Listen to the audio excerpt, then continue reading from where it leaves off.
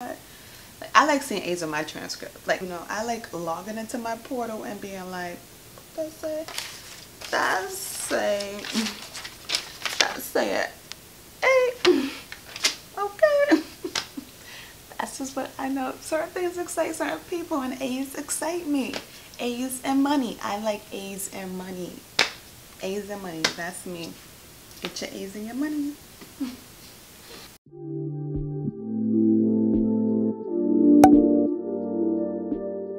Okay, so if you want to be like me and get A's and make the Dean's List and honor roll, then continue watching, and I'm going to provide you the tips and tricks that help me achieve that goal. Okay? Thank you. Like, comment, and subscribe. So let's get into business.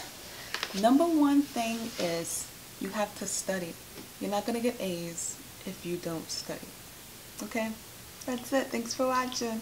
Okay, no, but seriously, you need to study, and you need to know how you study. You need to know what method of studying is best for you.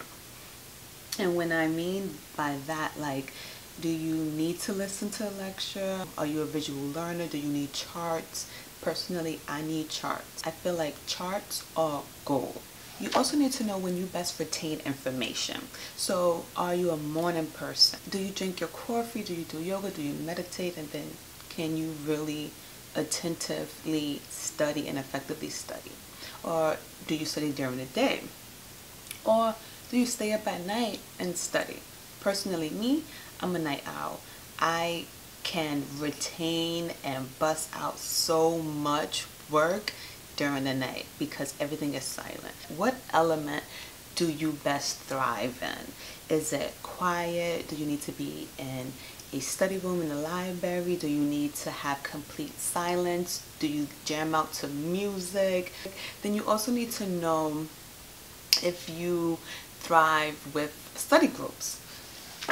So you need to know if studying alone is beneficial or studying with a group is beneficial. Personally, me, I don't like study groups because I feel like people don't come prepared and ready as much as I am. And people be wrong and strong. And I don't have time to be with people that are not, I guess, that doesn't study the same as me. So it's going to be a conflict. It's not going to work. If you are going to do study groups, then everybody has to show up and be prepared to actually work. That means you have to actually know the material. You need to come with questions with things that you are iffy about. You need to know if you're iffy about it and not sharing it as if it's Bible and being wrong and strong. So I need you to be organized. I need you to print out your syllabus that outlines the class. It outlines if you have a midterm, if it's just a final, if you have any papers, if you have any quizzes, and it has to break down. Okay? So I like for things to be tangible. So I'm going to print out my syllabus and make sure that I'm following through with the reading and I'm prepared for each class. Now, if you want to save trees and you don't want to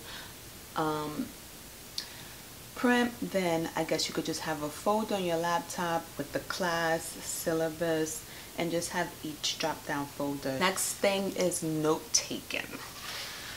Whether you're a writer or you're a typer, you have to be organized with how you have your headings and your elements and your definitions and your hypos or whatever the case may be. You have to have order and you have to take notes during class. So remember, you're watching this video because you want to get A's, not B's and not C's. I feel like note taking is important and there's so many tools to help you with that. So you have highlighters, and if you are buying books, like I buy my books, and these are all of my little tabs, right?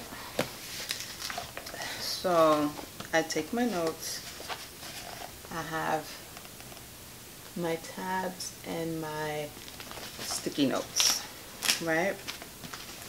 Again, I have like little tabs And then I want to see like, okay, so I have these little things, right?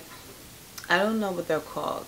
I just usually go on Amazon and go to recent purchase. But these little highlight stickers, because I just think it's so tacky to like literally highlight in your book and write on it. It's just so tacky, because I don't know if I want to give it to somebody. Somebody may need it, and now I'm over here distracting them with my nonsense. At least if I give them the book, they can just, you know, remove this. Like it doesn't mean anything to them, or they could just, you know, like it's just not in their way. Whereas if I was writing notes all over this, it's distracting.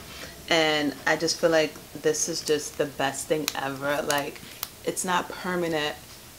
So note taking, make sure that it's effective. Make sure that you're highlighting important and relevant facts. Like, don't just be highlighting everything.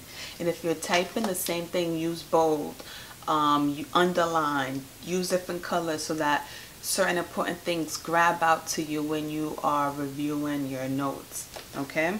And again, with note taking, when you're in lecture, write down all of your professor's hypos. The hypos is like a preview of the midterm and the exams. I'm telling you, every hypo your professor states during class, or any section or topic that they stress and repeat and spend a long time on, is going to be on the exam. So pay attention. Go to class. That's another thing too.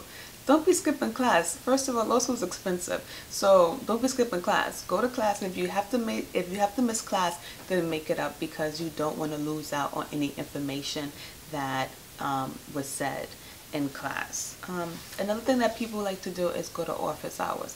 The office hours is a good way to show face and let them know, hey, I'm present, I'm interested in the class. But most of the times when you go to office hours, it's like a amateur MTV office tour. They want to show you pictures of their family, dogs, and artwork, and whatever. Now, after you've taken your notes and you have your hypos, now we're going into outlining. Outlining is very important.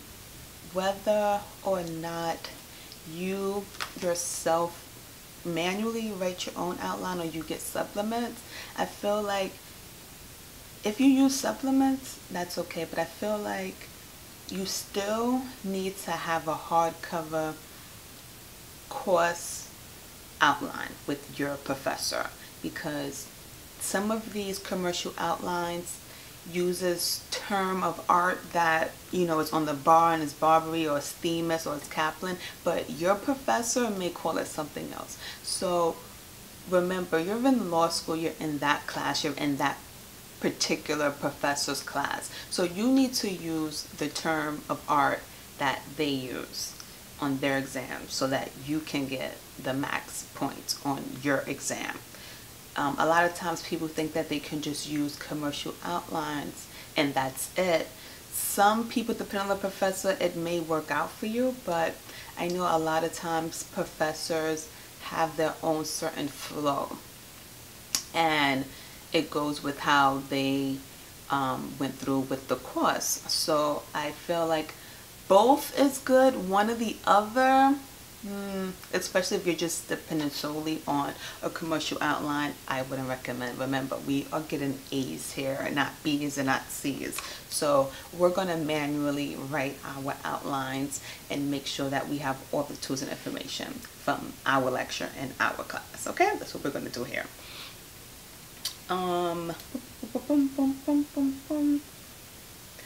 I believe you should write your outline. You should update your outline after every class. Update your outline after every class so that the information is fresh in your mind. Any hypos that perhaps you didn't jot down, but you remember as you're writing it down, like, oh yeah, she said this, or there was a question on that, you can write all of that down in your outline. The outline is for you. The outline is another way of you studying. That's what the outline is. The outline is not a chore. It's not a burden on you, okay? It's a way for you to apply what you learn and make sure that it's connecting, okay? Because remember, we're getting A's, not B's, and not C's. So these are multiple outlines. Your outline should not be all these pages, like it's just too much. But if it is this much, then make sure that you have tabs that's labeled. All of these are labeled so that when you have any